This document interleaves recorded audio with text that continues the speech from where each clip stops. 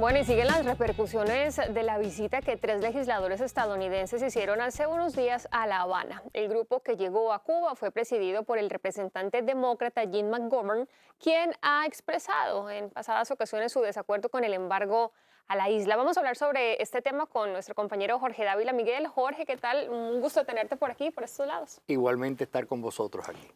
Explícanos el contexto primero de esta visita, antes de hablar de la situación de Cuba, antes de hablar sobre cómo se encuentra el embargo en este momento en la isla. ¿Esto da cierta esperanza? Bueno, depende del tamaño de la esperanza que estemos hablando. James McGovern es una persona, un político norteamericano que siempre ha estado en contra del embargo, como otros políticos demócratas y republicanos. Incluso hubo un momento en que fue posible, si hubiera habido una votación en el Congreso americano, haber levantado el embargo, según personas que conocían esto perfectamente.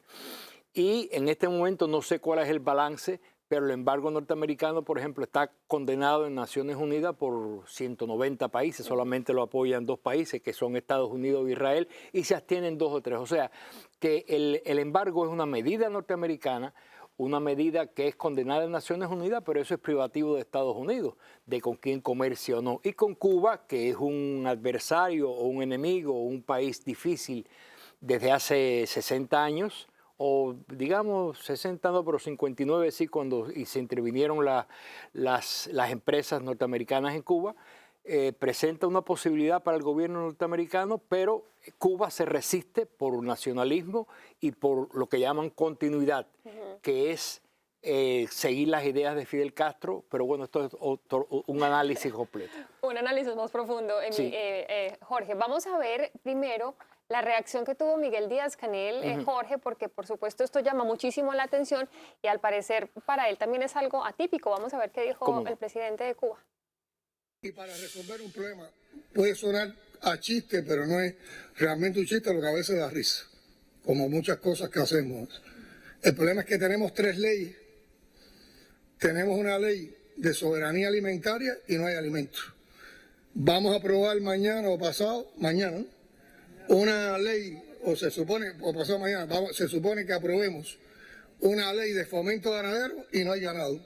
Y tenemos una ley de pesca a la que se refirió el ministro de Industria Alimentaria y no hay pescado. Pues ahí está la situación que la describe el mismo presidente y me la estabas comentando al principio. Exactamente, y evidentemente es una oportunidad en que se ha expresado con franqueza ante la Asamblea Nacional. Eso es inédito en la historia pública, en la historia de la comunicación pública de la Revolución Cubana y del gobierno cubano. La única vez que ha aparecido algo de esto es con un personaje de una comparación muy difícil con Díaz-Canel, que fue Fidel Castro cuando reconoció el error de la zafra de los 10 millones, pero aquello fue mucho más grande. Aquello era un movimiento nacional en que se había empeñado toda la fuerza productiva de la isla y Fidel Castro lo reconoció. Ahora esto es un poco más de chiste, pero evidencia que hay en Cuba una situación económica muy dura en este momento y que el embargo tiene responsabilidad, pero gran responsabilidad también tiene la administración cubana, el gobierno cubano, en llevar en la producción económica. Todavía Cuba se basa en una economía centralizada estilo soviético, y eso sabemos que no funciona. Y menos en este siglo XXI, y además por el lado del embargo, el tema de la globalización, ahora todos los países están interconectados. Jorge, tú eres cubano, yo sé que a ti te duele tu país. ¿Qué salidas tiene Cuba, según tu perspectiva? Bueno, mira, me haces la pregunta de los 64.000 pesos.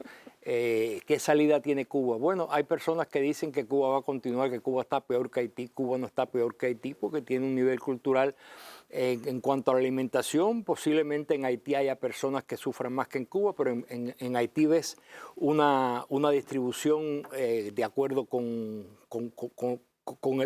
lo que se puede ofrecer. En Cuba hay una salida que es reformar el sistema económico, el sistema productivo, para que Cuba tenga algo que exportar y que producir. En estos momentos el 70%, el 80% de la canasta básica cubana se compra en el extranjero y Cuba no exporta, no tiene nada que exportar. El níquel a Canadá, la zafra ha sido un fracaso y no tiene, el turismo está caído. Aparte de la situación internacional, entonces Cuba está en una situación económica muy dura. Creo que es la peor que ha tenido dentro de la Revolución Cubana, incluso peor que el periodo especial. Peor que el periodo especial. Sin duda, peor que el Pues periodo una situación especial. bastante complicada, Jorge. Vamos a estar, por supuesto, muy atentos a lo que pasa en Cuba y a estas visitas que pueden repetirse desde Estados Unidos, a ver si alguna vez se levanta el embargo y a ver si alguna vez desde el mismo Cuba, desde el mismo interior, pues se mueve el tema de la producción. Esta reflexión de Díaz-Canel indica un intento de tomar las cosas verazmente. Bueno, gracias, Jorge. Gracias Feliz a Navidad. ti. Feliz Navidad.